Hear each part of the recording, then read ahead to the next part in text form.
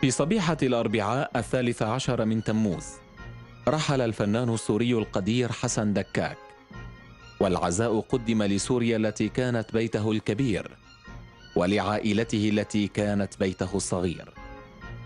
إلا أن التعازي لم تكن كلها بالطريقة الصحيحة، ولم تكن كلها واضحة الشكل والمضمون.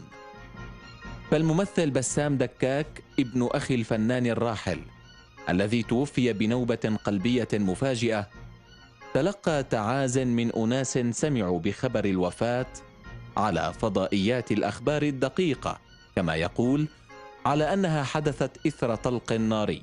توفى يوم الأربعاء تاريخ 13 الشهر الساعة 4 صباحا، وقمنا بواجبه كمتوفي بدفن مراسم الدفن على 24.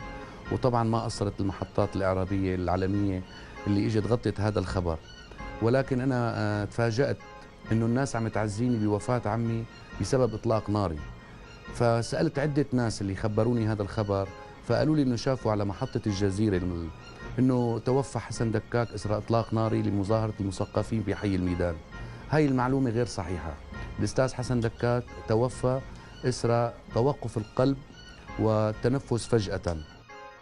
وفي تفاصيل الوفاة وطريقة حدوثها قال ابنه: كالعادة فايق ليصلي الصبح على أذان الصبح، وفجأة لقيناه وقع بالأرض وصرخ حملناه لجوا وما عاد في نفس وصار جسمه كله بارد، وهي أخذناه على المشفى ما لحقناه، مات على باب المشفى. يعني أسعفناه الساعة 4 الصبح، ما لحقناه، مات على باب المشفى.